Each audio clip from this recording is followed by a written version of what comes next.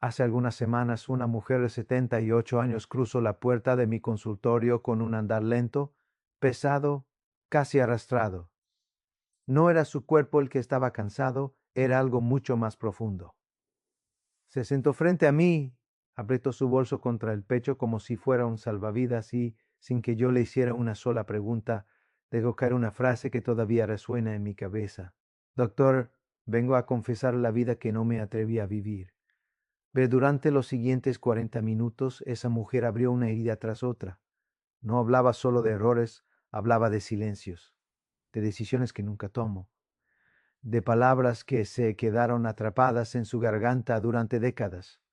Lloro por los sueños que entero para ser correcta, por las veces que eligió callar para no incomodar, por el miedo que gobernó su vida con mano firme y sonrisa amable. Ver cuando termino se quedó en silencio. Luego me miro con una mezcla de tristeza y lucidez que solo aparece cuando ya no queda tiempo para mentirse. ¿Sabe qué es lo peor? Me dijo. No fue que no pudiera cambiar, es que sí pude y no lo hice. Ver esa conversación no fue un caso aislado, fue una confirmación más de algo que llevo años observando. En décadas de práctica clínica he escuchado versiones distintas de la misma historia contadas por cientos de personas en sus últimos años de vida. Diferentes nombres, diferentes contextos, pero los mismos arrepentimientos repitiéndose como si existiera un libreto invisible que muchos siguen sin darse cuenta. Y lo más inquietante es esto, esos arrepentimientos no son caóticos ni aleatorios.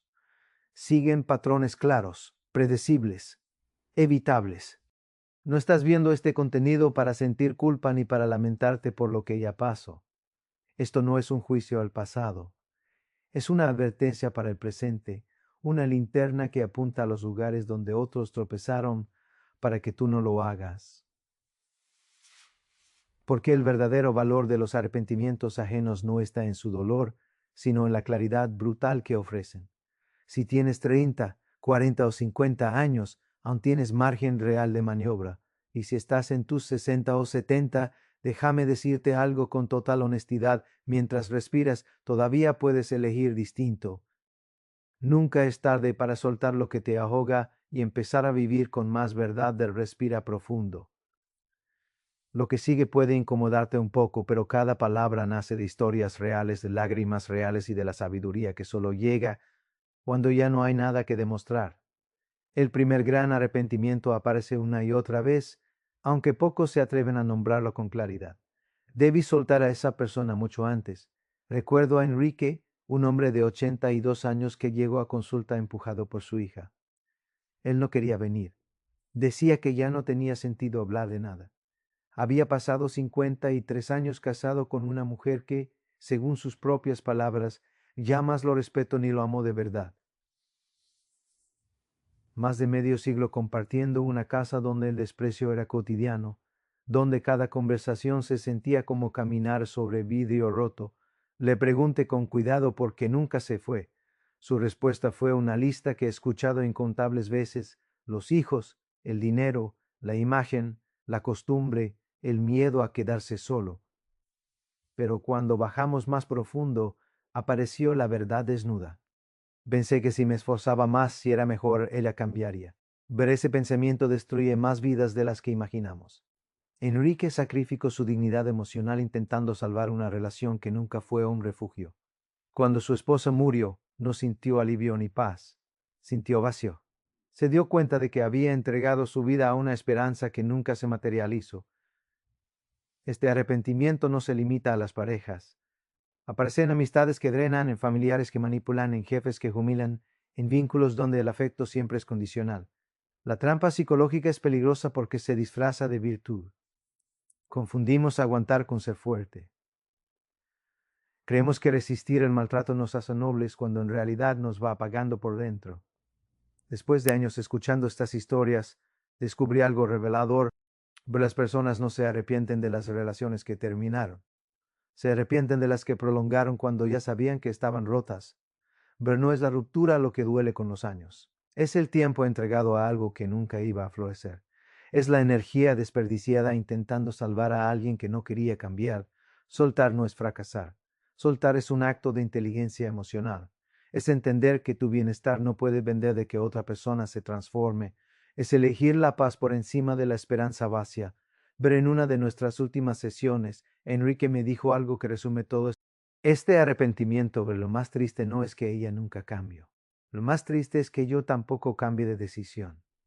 Mientras escuchas esto, probablemente hay alguien en tu vida que ya sabes, en lo más profundo, que deberías soltar o al menos redefinir. No necesariamente desaparecer, pero sí dejar de entregarle un poder que no merece. La pregunta no es si esa persona cambiará algún día. La pregunta es cuántos días de tu vida estás dispuesto a sacrificar esperando que lo haga. El tiempo no regresa. Cada día que pasas en una relación que te reduce es un día menos para construir vínculos que te nutran. Lo más difícil no es soltar a alguien, es soltar la versión idealizada que construiste en tu mente. Aceptar la realidad duele, pero quedarse duele mucho más, solo que de forma lenta y silenciosa. El segundo gran arrepentimiento suele venir envuelto en títulos, logros y reconocimiento social. Viví la vida que otros esperaban de mí, no la que yo quería. Roberto tenía 74 años cuando lo conocí. Desde afuera su vida parecía un éxito incuestionable. Abogado prestigioso, carrera impecable, estabilidad económica. Desde adentro se sentía vacío. Siempre quise ser músico, me confesó una tarde casi en susurro. Pero tocaba el piano desde niño. Amaba la música, sonaba con ella. Pero su padre le repitió durante años que eso no era una vida seria. Roberto obedeció. Estudió derecho. Cumplió. Triunfo. Y durante 5 décadas pasó cada noche frente a un piano cubierto de polvo camino a su habitación. Este arrepentimiento es cruel porque se disfraza de responsabilidad. Creemos que estamos siendo maduros al renunciar a nuestros sueños por expectativas externas. Pero hay una diferencia enorme entre escuchar consejos y entregar el control de tu vida a los miedos de otros. Los padres proyectan, los amigos opinan desde sus inseguridades. La sociedad dicta normas que nunca cuestiona. Y en medio de todo ese ruido pierdes contacto con tu propia voz. La ironía es devastadora. Quienes viven para complacer rara vez son realmente valorados. Son aceptados pero no celebrados. Cumplen pero no brillan. Veré cuando el padre de Roberto murió pensó que por fin sería libre, pero ya había construido una vida entera que no sentía como propia. Ya era tarde, se dijo. Esa frase es una de las mentiras más peligrosas que existen. Pero las personas no se arrepienten de haber decepcionado a otros, se arrepienten de haberse abandonado a sí mismas. No lloran por las expectativas ajenas incumplidas, lloran por los sueños propios traicionados. Pero Roberto volvió a tocar piano a los 74. No recuperó el tiempo perdido, pero dejó de seguir perdiéndolo. Esa es la pregunta que queda flotando para ti. ¿Qué parte de tu vida estás viviendo por obligación y no por convicción? Tercer gran arrepentimiento no llega con gritos ni confrontaciones abiertas. Llega en silencio, acumulándose gota a gota, hasta que un día el peso es insoportable. Desperdicié demasiada energía aferrándome al rencor. Marta tenía 81 años cuando cruzó la puerta de mi consultorio. No venía por un problema concreto. Venía porque ya no podía dormir. Su cuerpo descansaba, pero su mente seguía atrapada en una historia que llevaba décadas repitiéndose. Durante 32 años no habló con su hermana. 32 años de cumpleaños ignorados, de fiestas familiares fragmentadas, de hijos y nietos que crecieron sin conocerse. Todo comenzó con una disputa por una herencia. Lo más trágico es que ninguna de las dos llegó a disfrutar realmente de aquello por él, o que se pelaron. La hermana de Marta murió 5 años antes de que ella buscara ayuda. Cuando me contó su historia, su rostro estaba empapado en lágrimas. Fui orgullosa, fui necia, repetía una y otra vez. Cambiaría todo lo que tengo por una sola tarde más con ella. Pero el rencor tiene una cualidad engañosa. Nos hace sentir fuertes, justificados, moralmente superiores. Creemos que al no perdonar estamos castigando al otro, cuando en realidad el castigo es interno. El otro sigue viviendo, sigue durmiendo, sigue avanzando, mientras tú cargas una mochila llena de piedras que nadie más siente. He visto este patrón innumerables veces, personas que convierten su historia de dolor en su identidad completa. Soy quien fue traicionado, soy quien fue abandonado, Soy quien nunca fue valorado. Y escucha esto con atención, puede que todo eso sea cierto. El dolor puede ser real, legítimo, profundo, pero lo que rara vez se cuestiona es cuánto del presente se sigue sacrificando por un pasado que ya no se puede cambiar. El rencor tiene un truco cruel. Te ata emocionalmente a quien te hirió. Le da poder sobre tu estado interno incluso décadas después. Esa persona ocupa espacio mental, emocional y energético sin pagar alquiler. Vive en tu cabeza mientras tú te convences de que no la necesitas. Bermarta lo describió de una forma devastadoramente clara. Pensaba en mi hermana todos los días, al despertar y antes de dormir. Le di 32 años de mi atención y ella ni siquiera sabía cuánto espacio ocupaba en mi vida. Ver perdonar no es justificar, no es minimizar, no es reconciliarse. El perdón es un acto profundamente egoísta en el mejor sentido. Es decidir dejar de envenenarte por algo que ocurrió. Es soltar la fantasía de que, si sufres lo suficiente, el pasado cambiará. Las personas que llegan a sus últimos años con ligereza emocional no son ingenuas ni débiles. Son personas que aprendieron a cerrar capítulos para no quedarse viviendo dentro de ellos.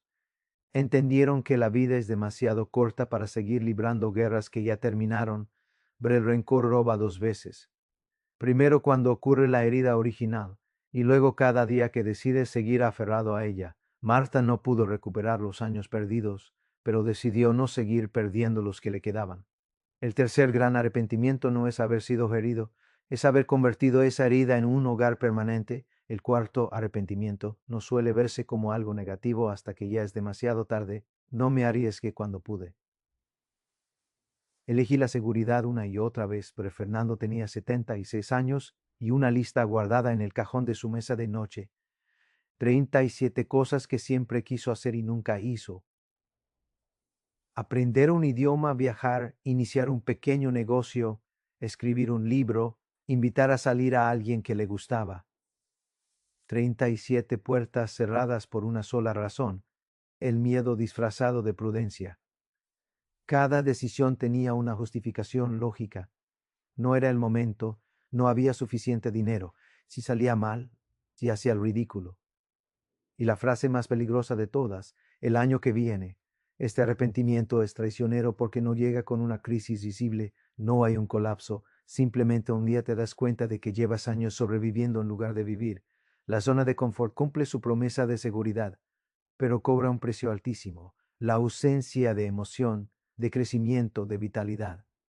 Después de escuchar cientos de historias similares, hay algo que se repite sin excepción. Las personas no se arrepienten de los riesgos que tomaron, incluso cuando fracasaron. Se arrepienten de los que nunca intentaron. El fracaso duele, pero deja aprendizaje. La inacción deja vacío. Fernando entendió algo demasiado tarde. Cada año que pasaba sentía que tenía más que perder. Más estabilidad, más compromisos, más razones para no moverse. No vio que el verdadero riesgo era quedarse inmóvil, porque lo único que realmente perdía era tiempo. Nunca será el momento perfecto. Nunca tendrás todas las garantías. Esperar el escenario ideal es otra forma elegante de decir nunca.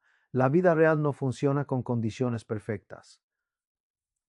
Funciona con decisiones imperfectas tomadas a pesar del miedo. Fernando empezó a tachar cosas de su lista a los 76 años. No todas. Algunas oportunidades ya se habían cerrado. Pero recuperó algo mucho más valioso que cualquier experiencia puntual: la sensación de agencia, la certeza de que todavía podía elegir.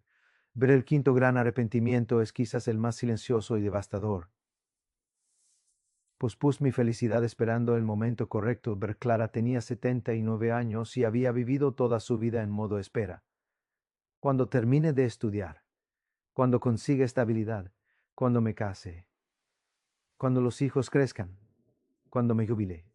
Y un día se jubiló y se encontró sola, preguntándose cuándo había pasado su vida. Pero este patrón está en todas partes. Personas que viven convencidas de que la felicidad es un premio que se obtiene después de cumplir una lista interminable de requisitos, como si la vida fuera una sala de espera donde hay que aguardar pacientemente hasta que nos ya. El problema es que ese momento nunca llega. Cuando se cumple una condición, aparece otra. La línea de meta se mueve constantemente. Clara lo entendió con dolor. Pasé décadas diciendo, todavía no. Y cuando ya no había excusas, me di cuenta de que había olvidado cómo disfrutar. La vida no se divide en etapas donde primero sufres y luego disfrutas. La vida es ahora, imperfecta, caótica, incompleta. Y o aprendes a encontrar sentido dentro de esa imperfección o nunca lo harás. Las personas que llegan a la vejez con paz no tuvieron vidas fáciles ni libres de problemas. Simplemente aprendieron a no postergar la alegría indefinidamente. Entendieron que el presente no es un obstáculo entre tú y tu vida futura. El presente es tu vida.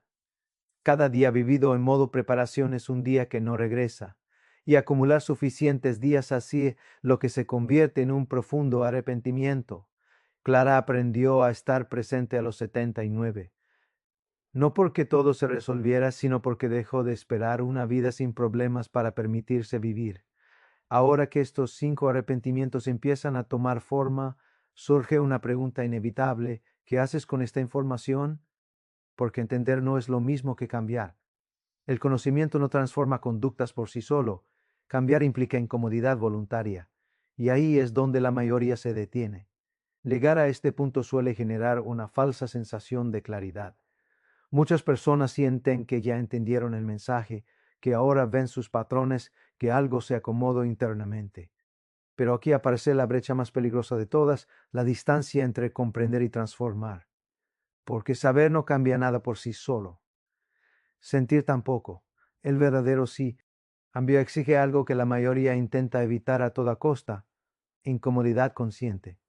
He trabajado con cientos de personas que dicen querer cambiar su vida, pero sin atravesar el malestar que ese cambio exige. Quieren el resultado sin el proceso, la paz sin el conflicto, la libertad sin el vertigo. Es como querer fortalecer el cuerpo sin sentir el ardor del músculo, sin sudar, sin cansarse. Simplemente no funciona así. Cambiar implica soltar relaciones que son familiares pero tóxicas. Implica decepcionar expectativas que llevas años cumpliendo. Implica perdonar sin garantías. Implica arriesgarte sin certeza. Implica quedarte presente cuando cada parte de tu mente quiere huir al pasado o refugiarse en un futuro imaginario. No es cómodo. Nunca lo ha sido. Por eso tantas personas llegan a sus últimos años sabiendo exactamente qué debieron haber hecho, pero sin haberlo hecho. Porque evitaron una incomodidad breve y eligieron un malestar crónico. Y esa es una elección que siempre cobra intereses con el tiempo. Si decides tomar en serio estos arrepentimientos como brújula y no como simple reflexión, habrá días en los que dudarás profundamente de ti. Habrá momentos en los que pensarás que todo esto era más fácil cuando seguías el guión conocido, aunque ese guión te estuviera apagando lentamente. Esa duda no es señal de error, es señal de que estás tocando algo real. Hay dos tipos de dolor en la vida: el dolor del crecimiento y el dolor del estancamiento. El primero es intenso pero transitorio. El segundo es silencioso y permanente. La mayoría elige el segundo porque no asusta de inmediato, pero es el que más se lamenta al final. Ver, y aquí viene una verdad profundamente libera. Ahora, nunca es demasiado tarde para empezar de nuevo. Empezar de nuevo no significa borrar el pasado ni fingir que no ocurrió. Significa dejar de permitir que el pasado siga tomando decisiones por ti. La mujer de 78 años que abrió esta historia no volvió a ser joven, no recuperó los años perdidos, pero hizo algo radicalmente distinto. Llamó a su hijo del que llevaba años distanciada. Hablaron durante horas. No resolvieron todo. No hubo finales perfectos, pero abrieron una puerta que ella cree sellada para siempre. Y esa llamada cambió la calidad de sus días restantes. Roberto no se convirtió en un pianista famoso, pero empezó a tocar en una cafetería local. Conoció personas, recuperó una parte de sí mismo que había abandonado. Sus ojos brillaban cuando hablaba de su semana. Eso no es poca cosa, eso es vida. Marta transformó su culpa en acción. Creó un fondo educativo en nombre de ella y su hermana para sus nietos. No borró el dolor, pero le dio dirección. Y eso marcó una diferencia profunda en su paz interior. Fernando no completó su lista entera. Tacho 17 cosas en 2 años. 17. Pero más importante aún, recuperó la sensación de que todavía podía elegir, que su vida no estaba cerrada, que aún tenía margen para moverse, para arriesgar, para intentar. Clara aprendió a entrenar su atención, no porque su vida se volviera perfecta, sino porque dejó de posponer la alegría. Empezó a notar la belleza que siempre estuvo allí, pero que ella no veía porque estaba ocupada esperando un futuro ideal. El patrón es claro. Empezar de nuevo no significa empezar desde cero, significa empezar desde la verdad, significa aceptar dónde estás, honrar lo vivido y aún así elegir. Har distinto a partir de ahora. Pero y aquí aparece una palabra clave que muchos malinterpretan: soltar. Soltar no es rendirse, no es fracasar, no es perder. Soltar es dejar de cargar pesos que ya no te llevan a ningún lado. Es distinguir entre lo que es tuyo y lo que simplemente te está drenando. Soltar una relación tóxica no significa que fracasaste en el amor. Significa que te amaste lo suficiente para no seguir lastimándote. Soltar expectativas ajenas no te convierte en egoísta, te convierte en honesto.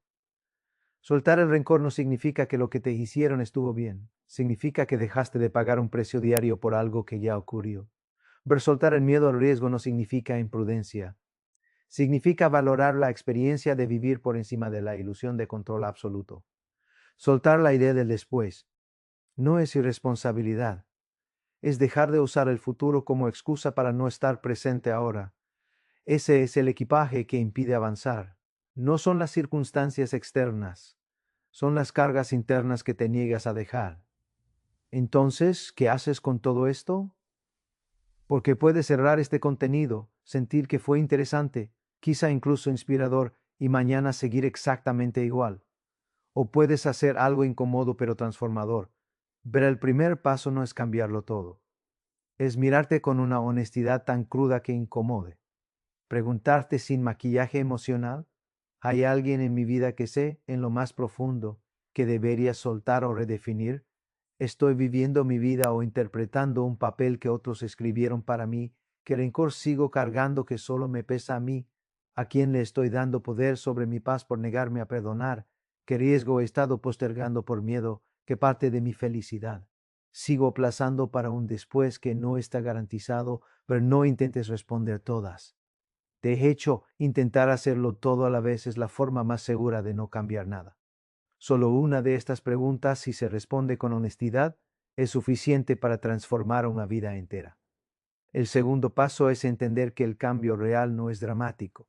No requiere decisiones cinematográficas ni giros extremos. Requiere coherencia.